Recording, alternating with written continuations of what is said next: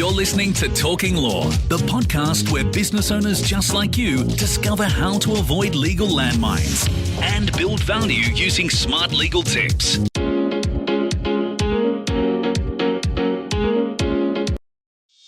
Hi, it's Joanna Oakey here and welcome back to Talking Law, a podcast proudly brought to you by our commercial legal practice, Aspect Legal.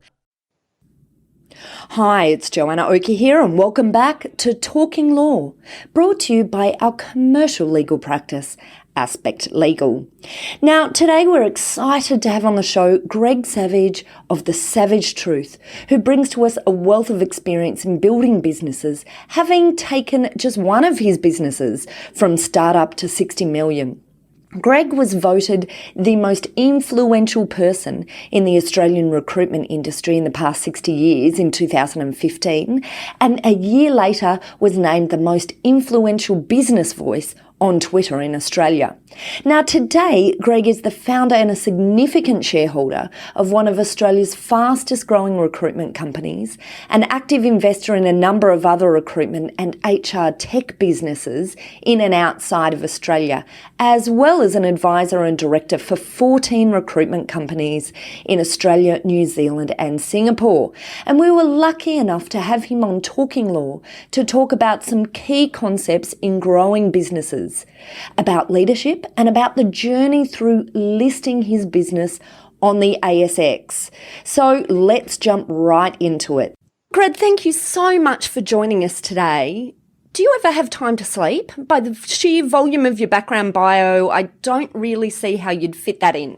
Oh, you've got to, by the way, Joanna, thank you very much for having me on your podcast. My It's very pleasure. It's very important to differentiate between PR and reality.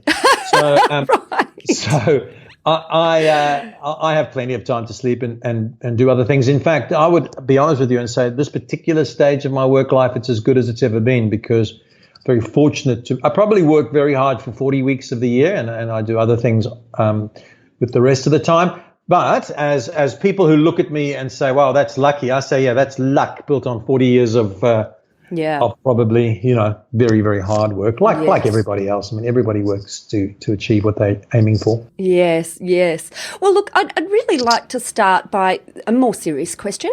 First, by running through a bit of your background, and perhaps to start off by talking about the first company that you founded, Recruitment Solutions. That's the first company that you founded, Yes. is that right? Yes, that's it's a while ago. So what happened there was that I was working for a company called Accountancy Personnel, which this is a long time ago, and that company was bought by Hays, which is now one of the largest recruitment companies in the world. At that time, Hays was actually a logistics company. They transported things around, and they were diversifying, and they got into recruitment. Interestingly enough, they did so well at recruitment, they sold all their other interests and all their other businesses over a period of 20 or 30 years. And now they are, I think, in the top 10 recruitment companies in the world. Anyway, I was the junior of three guys who were running the business out here in Australia. And they bought the business in the UK, and the Australian subsidiary came along. We said to the Hays guys, who were very nice guys, people, look, we've been running your business here. It's very profitable. We would like to keep doing that, but we'd like some equity in the local business. And they said, certainly not. That was not. We were very naive, I guess. They were a publicly listed company. They weren't giving equity to some upstarts in the Antipodes, and they didn't treat us that way at all, by the way. But I'm being a little making a joke about that. It prompted us to start our own business. And when I say us, there was me and two others. I was actually the more junior of those three, both in the hierarchy of the company we'd been at, but also in years. I think I was only 28. But off we went into this great endeavor. I put $15,000. We all put $15,000. This was in the 80s, mind you. $15,000 to start the company. I had to borrow that from my dad. I didn't have $15,000 when I was 28. That's probably having like $100,000 now. And away we went on this journey. And I have to say, it was a great journey. There was a lot of learnings, and the business did exceptionally well after a period of time, and after trading through some quite catastrophic recession in the 1990s. So it was an interesting time. Okay, all right. And so you had two partners at the initial phase. And did you start it from the ground up, or did you start by the acquisition of another business? No, we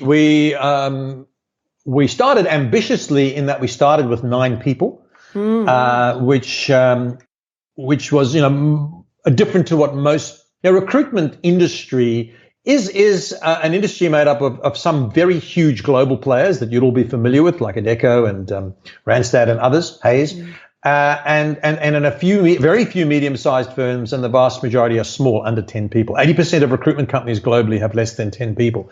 So to start with 9 was ambitious, and we did, and it was scary. I mean, we paid ourselves a lot less than we had to pay our staff and all those sorts of things. But we didn't acquire a business. What we did acquire was some very good skills of people and some relationships that they had. And they all had relationships with us because we'd worked together before. And so we were able to get momentum very quickly. That was important, which we needed because we needed cash flow, obviously. And so then, the end of the story for this particular first business is that you ended up growing it to be a $60 million company. I mean, that's a massive achievement from ground up. But what are the key elements that you think drove the ability for it to grow so large from a startup?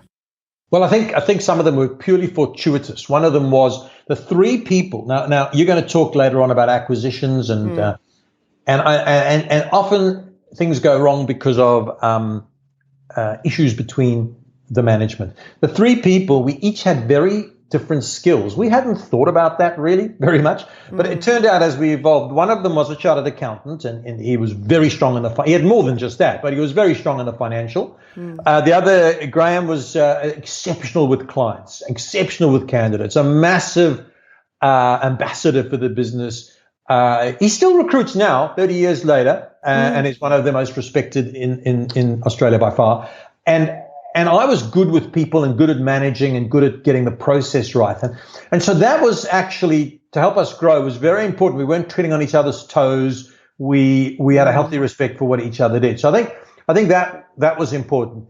Secondly, we treated our business, I think in retrospect, like it was a big business long before it was a big business. Right. So we had processes in place. We had a board. Our compliance was very strong. We had structures. We put in place training manuals, and this sounds obvious now in 2018, but in 1987 for a recruitment company, we invested a lot in branding and marketing, which other people didn't think was important. We invested in technology earlier than most. And I think we were quite brave, maybe stupid, but a bit of both, which allowed us to open offices in other cities. And I think we had a very strong ethos and culture, and there was a lot of, it was a tough place to work. People still tell me that now. And they say, wow, it was a tough place to work, but wow, we learned a lot. In fact, I quite often stopped in the street by people. So somebody worked out that there's 67 recruitment companies in Australia and New Zealand who are now owned by people who used to work for me, which I take as a kind of. So I like to take some credit for that. Whereas probably I'm due none of it. But I am stopped by people in the street to say, wow, when you used to make us do this and you introduced that, we thought it was tough. But guess what? I'm doing it now, they say to me. And we realize now how important it was. So I think we were ahead of our time in that way. There was a big work ethic. But the other big thing, which is an interesting story, which might happen again, is that in 1990, and I don't know how long you've been around, Joanna, but in 1990, Australia had the recession that Mr. Keating told us we had to have, and it was a catastrophic recession. It was much worse than anything I've seen since. So to give you an idea, we were handling. I remember this because people used to fax me this every week. This was before the internet, and they'd fax me how many job orders we were handling. In other words, how many permanent jobs we were recruiting. And on average, in early 1990, it was about 200. That number is only important when I tell you by the end of 1990, it was 18. Wow. So that's how the demand for staff dropped. Wow. And our business survived. 60% of recruitment companies went under between 1990 and 1992. 60%. Wow. Right? The industry was decimated. So were many other industries. Our industry survived for 3 reasons. Number one, we had no debt. And I am a big fan of minimal debt, or if you've got debt, it's used strategically. You never get yourself into a position that if your revenues dropped by 50%, that suddenly the bank owns you. So that's number one. Number two, we had a strong temporary and contract business. Now, this is very important for any business because there will be people listening to this who are not in recruitment. Doesn't matter. The lesson is you've got annuity revenue. Okay, so if I've got 100 contractors out working today on assignments from 1 month to 6 months, that is an annuity revenue stream. A permanent placement where I charge you a fee, Joanna, for placing a paralegal in your firm, that is a one-off fee, and you pay me the fee and then you don't recruit for a year, I've got no more revenue. So you're talking about our recurring income streams. Exactly. That was the second thing. And the third thing was, and this was all due to the partner who had the finance knowledge. I distinctly remember the meeting where I said, as the revenue started to drop and the news was bad and companies were closing, I said, don't worry, guys. I will get the recruiters and we will sell ourselves out of this problem. And my approach was going to be, we're just going to go knock on more doors, talk to more people. He said, good, you do that. But in the meantime, we are cutting our costs. And we did. And we cut our costs by more than 50%. And we had 5 offices already. Our business had only been going 3 years. We closed 2 of them. Our staff dropped from 70 to 35. I remember the day we had to ask everyone in the company to take a 10% salary increase. The 3 of us took a 20% salary increase. All admin staff were let go.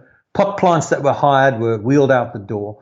It was, and what he did, that was, see, I would have cut costs 10% and said, and I would have cut another 10, and I would have been chasing my tail. What we did on his prompting was we cut deep, fast. And as a result, we traded at a break even for 2 years, which doesn't sound much, but it was a break even. Whereas 60% of our colleagues went bust. And actually, I would never revel in the failures of anyone else or the misfortunes, but it is true to say that when the market picked up, most of our competitors were gone. And our business grew dramatically from 92 through to 2000. And we listed in 1998. And some of it was because we had been through the terrible times with our clients. We were still there, last man standing. Not quite. There were lots of others, but that was the lesson that I learned about trading through tough times. And we kept all our good staff, and then of course those people who'd been burnished under fire, so to speak, who traded through that tough time. When the market picked up, they were like kids in a lottery shop. They were better than anyone else. Well, better than any of their competitors, and they were grateful for the new world, and they were highly successful. And away we went. Wow, that's a great story. And so what are the elements? I mean, I guess you've been very clear here about the 3 elements that you feel really pulled you through. But was there a lot in that then provided the backbone for you moving forward in all of your other ventures?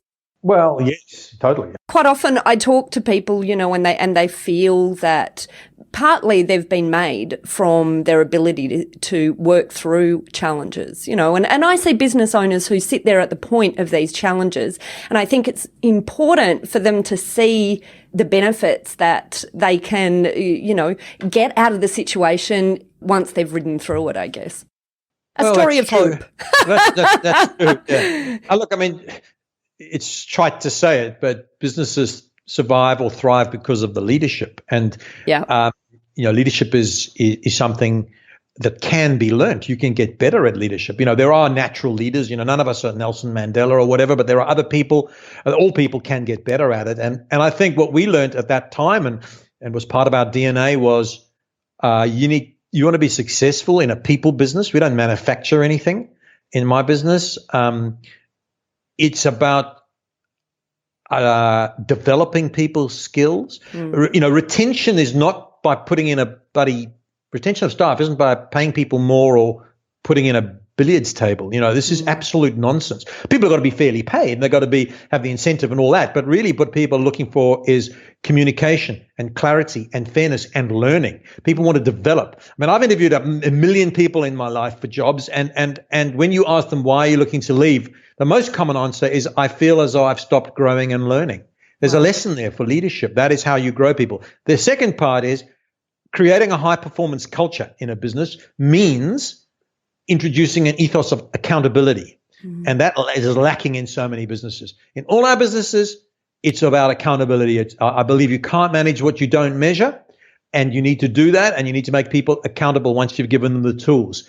And then the final sort of leg of that is performance management. And that means if somebody is not performing, there may be good reasons for that. They haven't had enough training. You haven't taught them properly. They're going through a tough time out of work. There might be 1,000 reasons that you will take into account. But at the end of the day, in a business like recruitment, where 70% of your overhead is staff salary, 70%.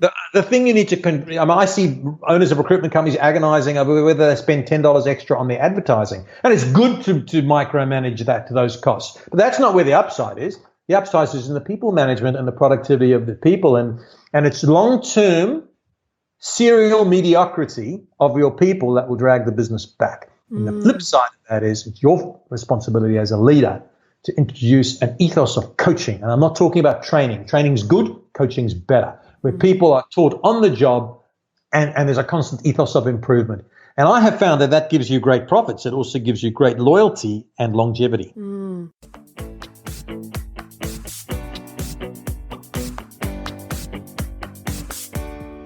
Let's take a short break. When we get back, Greg talks to us about his journey in getting his company listed on the ASX and the insights he has learned from staying on to grow the business after listing.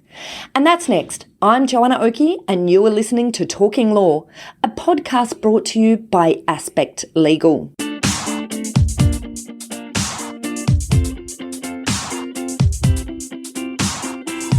Are you looking for a top quality legal team to assist you in your organisation? Aspect Legal is an innovative commercial legal practice that specialises in providing fast and professional services for their clients. If you'd like to chat about how we might be able to assist you, simply head over to our website at aspectlegal.com.au to book in a time for a free discussion with one of our lawyers. While you are there, you might also like to check out our innovative product, Legal on Tap. Our SME version of this product provides a business with access to a team of lawyers to answer questions as they come up in the business. And our large business version also provides this access to our team of lawyers to ask questions, but it also provides a wide range of online-based training in contract law for non-lawyers. Both of these products are available for a ridiculously low monthly price. If you're interested, simply head over to our website at aspectlegal.com.au and check out our Legal on Tap pages, or head over to our contact page and submit a form to let us know that you would like more information.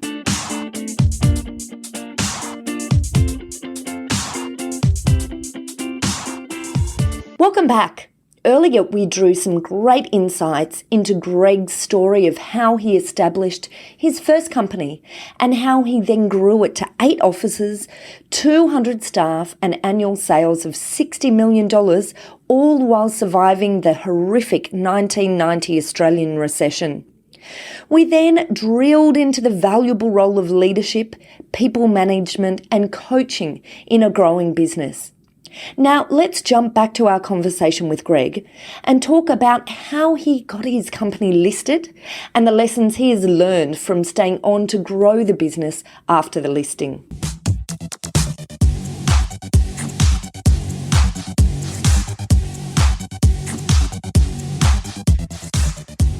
And look, so I guess coming back then to the history of the company, so such a great story about how you dealt with the issues in the market in the 90s. So how long was it then until you then listed that company? How long did it take to recover and then for you to look at an exit through listing? Well, I think the market started improving in 92 and 3 and we were grateful for that, and we took a big breath and revenue started to climb, and we really emphasized the contracting temporary business, which increased the value of the business and the cash flow. Well, actually, it has a negative impact on the cash flow in the short term because you pay your contractors before your clients pay you. But that's a small problem if you're funding it through a lot of permanent placements. It gives you a lot of muscle financially. And we opened offices in Melbourne and Brisbane and Adelaide and Perth and New Zealand. And I think it would have been about 97 that we we had a little bit of a away day in Hunter Valley, the 3 owners, and we had a facilitator, which I highly recommend, by the way, because you might know people very, very well, but that might be the exact barrier to honestly sharing where you're up to. Because you've been working so hard to build this business. Who's the first one who's going to say, you know what, I feel like getting out? That's not an easy conversation, right? Yeah. So with the facilitator, it turned out that, you know, one of the partners was, I think, fully 12 years older than me. So, you know, his timeframes and goals were maybe a little different. Anyway, the decision to consider an exit was mooted, and, you know, we'd had approaches because we were pretty high profile in a way, and we were profitable, very profitable. But, you know, on a trade sale at that time, you may have got a 3 to 5 times multiple on EBIT. And, you know, we listed at a 10 times multiple, and the share price doubled in a year, which make it a 20 times. Well, the profit went up too, but, you know, maybe it was a 15 times multiple. You are never going to get that in a trade sale. Yeah.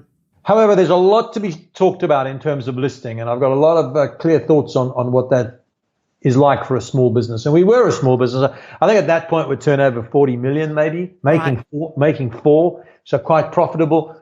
I think in retrospect that we were too small to list because while we did have institutional interest, they are looking for rapid growth. And to be frank, we listed with a clear vision to make acquisitions and to take that $40 million to a $250 million business. And I don't think we did that. Well, I know we didn't do that, but I don't think we were good at making acquisitions. And I can tell you why in a moment. But we did make some, and we grew organically, and the business grew to 60 million, and the share price doubled. So a lot of people made a lot of money, and a lot of people were happy. But still, that is very small to be on the radar of institutional investors. Yeah. And it's very expensive to be listed, Joanna. It costs you $1 million a year. There's a lot of compliance, and it's also good because if you go and see a company and you're a listed company, that they take you a lot more seriously. You get a lot more credibility. So there's that. But you know, I personally was probably in my late 30s, and it was a great experience for me. I was young, I was naive, and so I grew up a lot. But I didn't really enjoy having to justify to institutions or shareholders why our margin had gone down 1% in Brisbane. I didn't like. You know, previously, we'd made decisions over a few beers. Hey, let's open an office in Adelaide. I know this guy. And the decision was made. Well, you can't do that quite rightly, you can't do that. You know, the business, we sold down most of our shares, but not all of them. So I think the business was 60% owned by the public. And therefore, the majority of the board were professional directors. There are only 2 of us on the board who were insiders, so to speak. And so therefore, you spent a lot of time, you know, while those people brought excellent expertise and asked questions and tested us and all the rest of it, I found that hard. I think it's hard to go as an owner of a business to being the manager of a business you no longer technically own. Yes. I think that's a psychological, emotional challenge. And while there were many, many benefits, financial certainly, credibility, experience, networks, staff made money, good for attracting people, taken seriously. All those were good. I wonder now, you know, I've got a lot of clients who say, what about listing? And I say, you know, don't even consider it. You know, if you're a $150 million business and you've got a clear path to half a billion, then okay. But there's not many of those in the recruitment industry. And how long did it take you from this light bulb moment where you were all on the retreat thinking, what should we do? And then you came up with this idea of listing to the listing itself? I think that, to be honest, this is a long time ago, but approximate. I think the retreat was probably part of a series of conversations. I remember it particularly well because the facilitator was so good at getting everybody to be not honest. Everyone was honest, but to be to reveal their cards, so to speak. And I think it was then probably 6 months, and then a broker or an institute.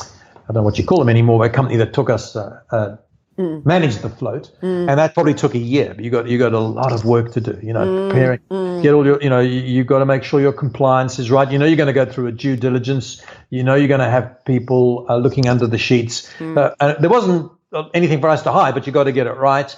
And you've also got a massive amount of preparation around prospectuses and audits and all the rest of it. It took about a year. And, So I think 18 months from, hey, let's think about exiting.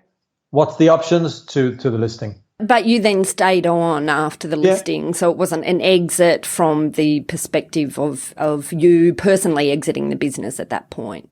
No, nor was that my intention, and I stayed another 2 or 3 years. But and I'd say this to anyone thinking of listing. I've heard people say, well, because this word exit makes you think you're exiting. Well, when you list your company, that's not the end of the story. That's the beginning of the story. Yes, that's right. Because it's at that point that you've taken people's money and they have given you money to see the share price go up.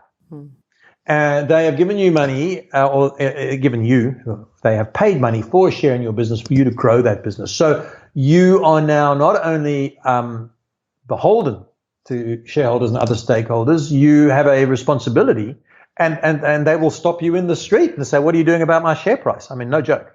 Right. Which was usually a pretty short conversation, but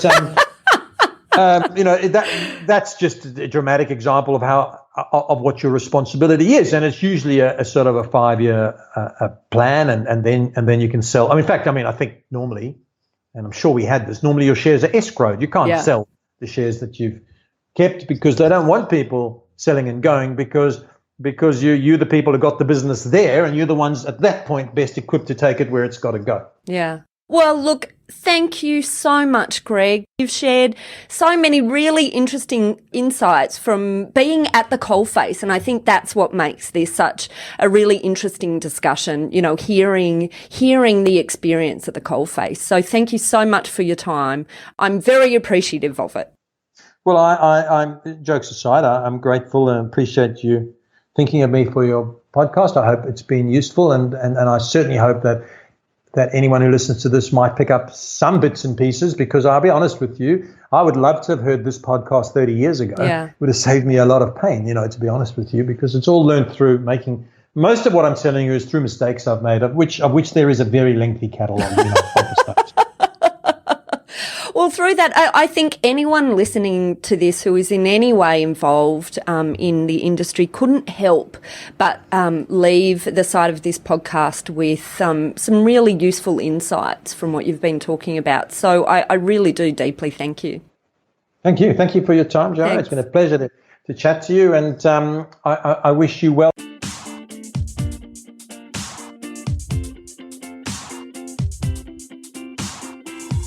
Well, that's it for our episode with Greg Savage of The Savage Truth. Now, as a quick recap, in this episode, we took a look at how Greg grew his first company from being a startup business to being a $60 million company, all while surviving the horrific 1990 Australian recession. Then we drilled into the valuable role of leadership, people management, and coaching in growing a business. And finally, we closed out the episode with some wonderful insights from an analysis of Greg's experience at the coalface of an IPO. Now, if you'd like to find out more about Greg, he's got a really great blog, which I highly recommend. Just head over to gregsavage.com.au. On that website, you'll see a tab that links to his blog called The Savage Truth. Greg mainly blogs about recruitment, leadership, social media, and ethics, often within a framework of recruitment. But I tell you what, I think some of the things he talks about are absolutely applicable to any type of business outside of recruitment as well. We also feature the full version of this interview with Greg on our sister podcast, The Deal Room, where we talk in much more detail about his experience with listing his company, as well as drilling into how he used acquisitions as a growth strategy. And we also talk about the concept of management buyouts. So if you're interested in the elements that Greg was talking about and want to hear more, or if you're interested in hearing more about the merger and acquisition side of Greg's experience, simply head over to www.thedealroompodcast.com, or you can also search it on your favourite podcast player. Just look for The Deal Room Podcast and swipe back to episodes 28 and 29. Well, look, thanks again for listening in. This has been Joanna Oakey and Talking Law, a podcast brought to you by our commercial legal practice, Aspect Legal. See you next time. Thanks for listening to Talking Law. Tune in next time for more smart legal tips and tricks to keep you clear of those legal landmines. If you want to get a download of today's show notes, head over to talkinglaw.com.au. Are you looking for a top quality legal team to assist you in your organisation? Aspect Legal is an innovative commercial legal practice that specialises in providing fast and professional services for their clients. If you'd like to chat about how we might be able to assist you, simply head over to our website at aspectlegal.com.au to book in a time for a free discussion with one of our lawyers.